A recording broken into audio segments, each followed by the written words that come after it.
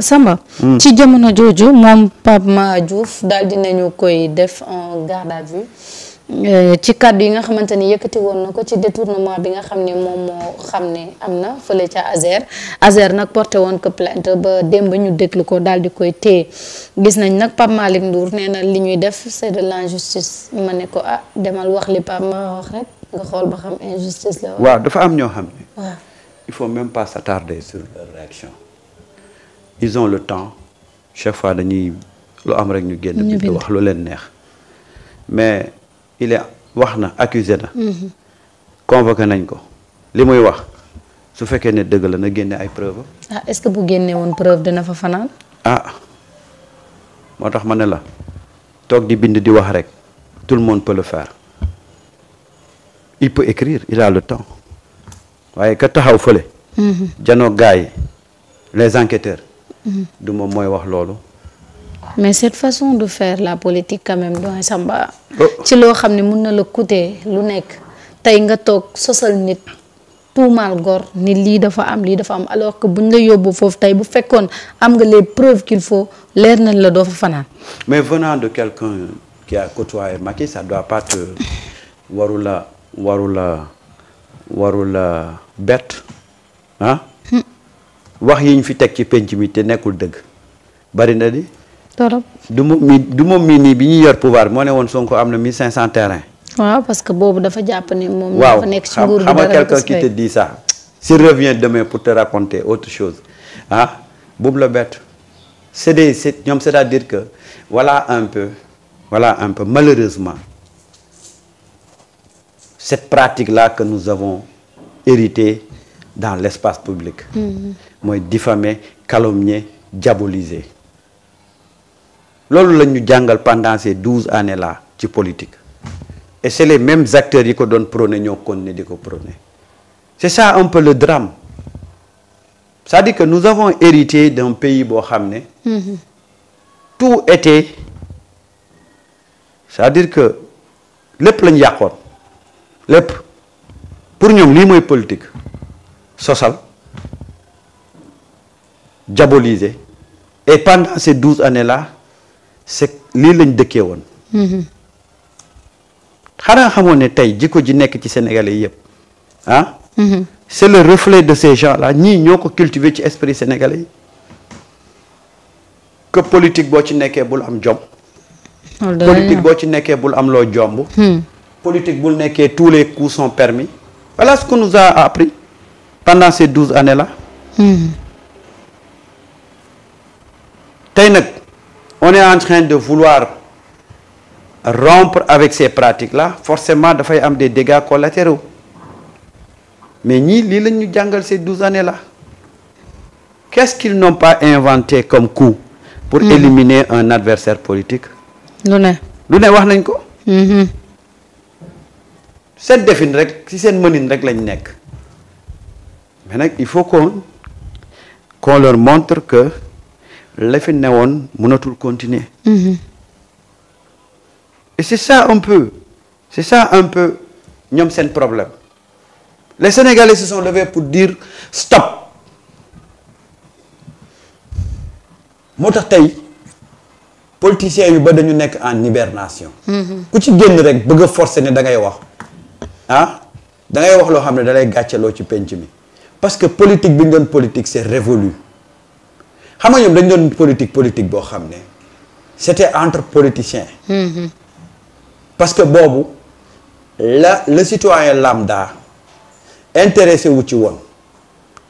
tey citoyens ñoo ñëw ne leen nous allons faire la politique ensemble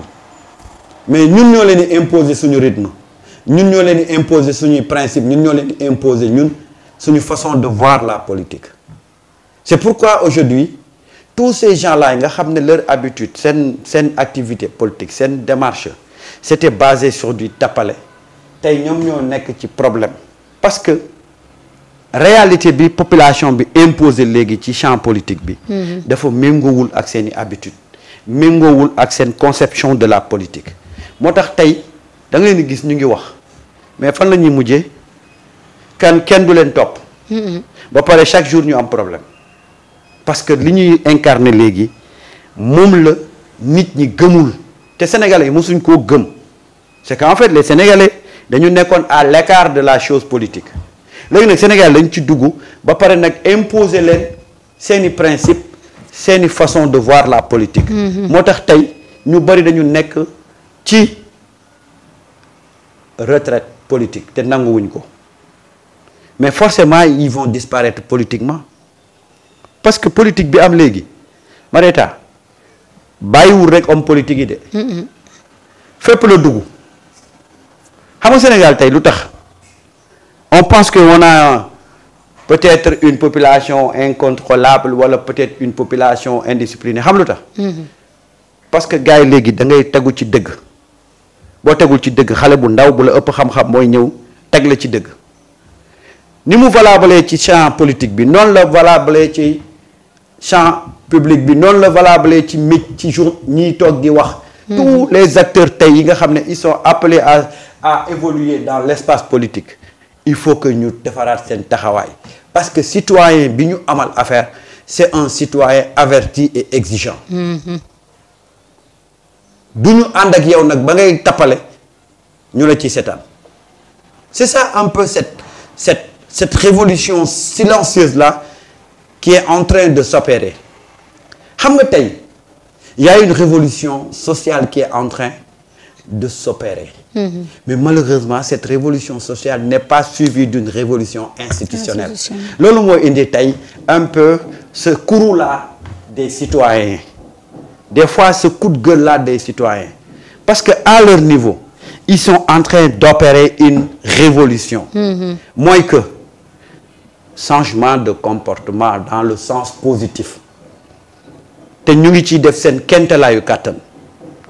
mais malheureusement cette révolution là dafa am foo xam ne dafa sooxe muy au niveau institutionnel et au niveau politique tant que c'est au niveau politique les citoyens peuvent mën nañu gérer loolu mais citoyens li ñu mënut a contrôler mooy c'est au niveau institutionnel loolu nag moo leen di métti bu ñu gisee ñoom effort yi ñuy def pour opérer ce changement cette révolution sociale cette révolution sociologique bu ko accompagner wul nag avec une révolution institutionnelle mooy indi citoyens yi dañuy am impression ne dañ leen lâcher loolu mooy tey un peu ce côté je peux l'appeler peut-être rupture wala ñàkk gi bokk gis-gis wala xëy na incompréhension parce que man jàpp naa ne les gens sont en train d'opérer une rupture institutionnelle une révolution institutionnelle xëy na dafa yéex on peut dire man jàpp naa ne ñu ngi def loolu xëy na dafa yéex mais population bi da leen jiitu xam nga nous avons une population merveilleuse et très avertie gis nga population bi ñu nekkee ci opposition bi di xeex ci lañ ancré ci seen bopp ne ku bëgg a akara dafay ñeme kaani mooy ñun li ñuy xeex faw ñu jiitu ci nos hommes politiques pour que nos hommes politiques puissent suivre ñun suñu tempo moo taxoon les populations ont très tôt ancré cette révolution sociale là ci seen bopp te boo gisee à travers seen façon yi ñu doon organiser seen révolution nga xam ne sénégalais yi créé nañ benn révolution anticipée tey bu ñu yegsee ci pouvoir bi nag li waroon suivre pour mu am harmonie dans la démarche mooy une révolution institutionnelle après une révolution politique mais malheureusement population bi dañoo dem ba sori gestu gis ne révolution institutionnelle bi waroon accompagner ñoom révolution bi ñu entamé dafa des et c'est ça un peu tey le courroux des populations loolu mooy tey seen incompréhension loolu mooy seen coup de gueule loolu mooy tax des fois nga gis yenn comportement yi mais dafa am loo xam ne population bi daf ko jàpp te képp koo xam ne da nga espérer avoir quelque chose ci liy dem mooy il faut se coller à cette révolution là parce que loolu mooy mën a sauver loolu moo lay mën a may un deuxième mandat gis nga tey population bi dafa am loo xam ne daf ko diggee ak autorités yi. On peut avoir des problèmes ci côté économie y a pas de problème on peut avoir des problèmes ci côté santé y a pas de problème on peut avoir des problèmes ci côté éducation mais dafa am ñaar yoo xam ne population bi du ci dellu gannaaw mooy il faut refaire cette justice là ba nga xam ne lay exigence di population bi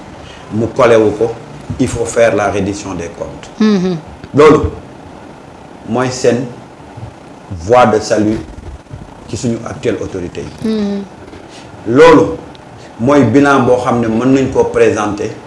gars yi joxaat leen confiance surtout mais leneen lu ñu def te ñaar yi réglé wuñ ko d'ici 2029 bah écoute c'est mal barré waaw seen naa leen oui nuyu naa la dafay naa la nuyoo Soxna Marie di nuyu tous les internautes de Sunugal 24 di nuyu Samba Gandiaye l'homme de Gandiaye